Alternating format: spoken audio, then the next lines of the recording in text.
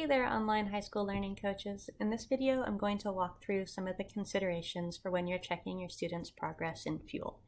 Checking progress is, in my opinion, one of the most important things we can be doing as learning coaches, essentially serving as a project manager to make sure that our students' work is on track and on schedule for each of their classes.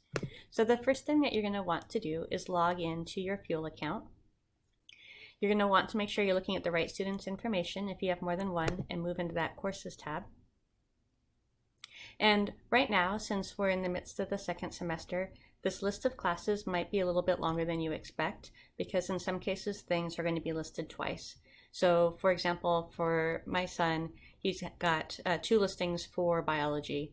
One you can see here has an F designation for the fall term, and one has the S designation for spring. So make sure that you're just looking at those spring courses if anything is looking a little bit squirrely to you.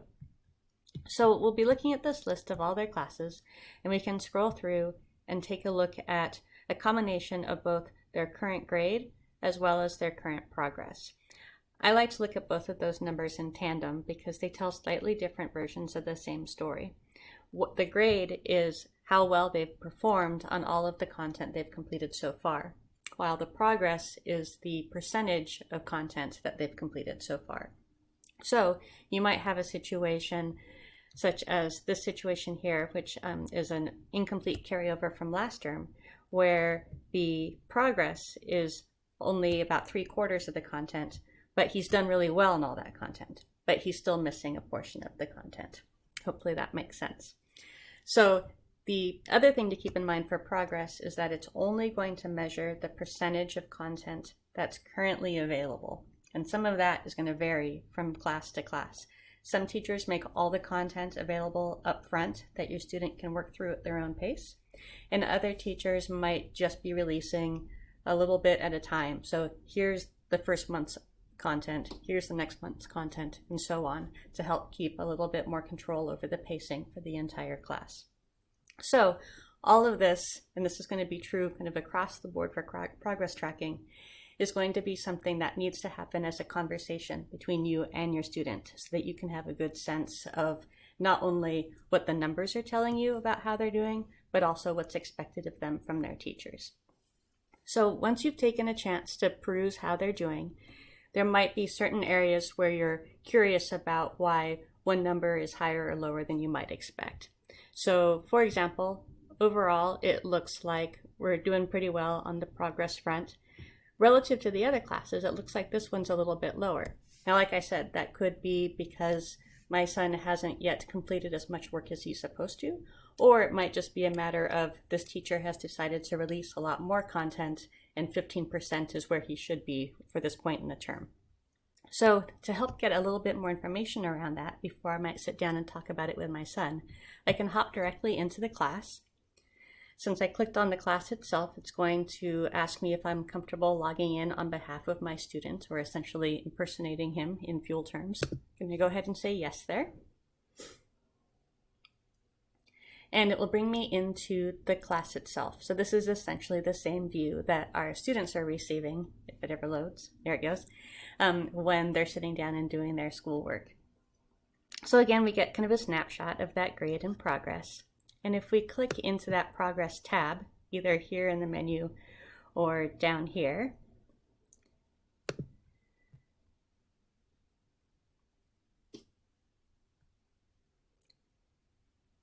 then we'll land on this progress summary view. And this is nice because it allows us to essentially double click on those numbers we saw before. We can see what the current grade is, but we can get a little bit more into the weeds on that and see what's factoring into that and kind of what's rolling up into that overall grade.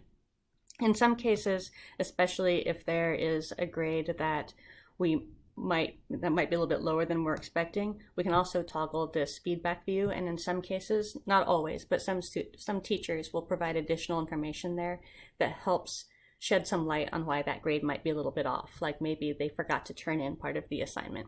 So that can always be a useful thing to look at as well. If we keep scrolling through this progress view, then we get down to this content section. And this right here is where that magic 15% is coming from. It's taking a look at just the percentage of content that they have completed, or in some cases even just looked at, out of all the content. My assumption here is that this teacher is not expecting a student to have actually consumed 450 pieces of content on only the third or fourth week in the semester. So I suspect he's about where he should be, but that's something that I can always verify through further conversations with my son. And then we can scroll in further here and we can get a sense of, each time we see that little check mark, we can see that yes, they have done what they're supposed to be doing with that content, whether it is completing a quiz, reading some offline material, whatever the case might be. Of course, that does not necessarily mean that they've entirely internalized and learned the material. It just means that they've engaged with it in some fashion. And the one last piece of data here that can be really valuable to help inform how our students are doing is looking at this time spent. So, for example, we had a situation in our last semester where it turned out my son was significantly behind where he was supposed to be.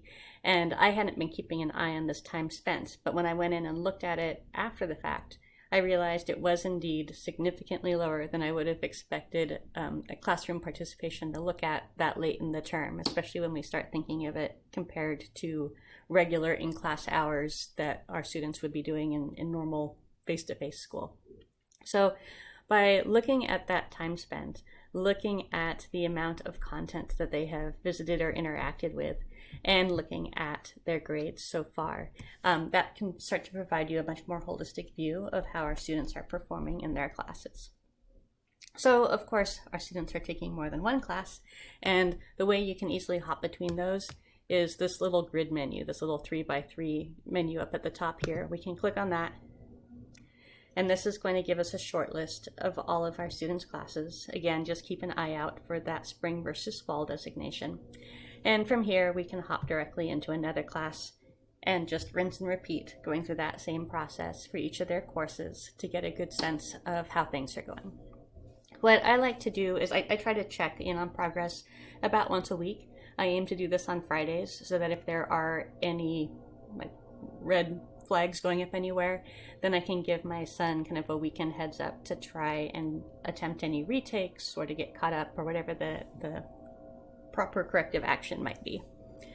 So we might take a look at the second class. We can go into this progress menu again, just like we did in the previous course.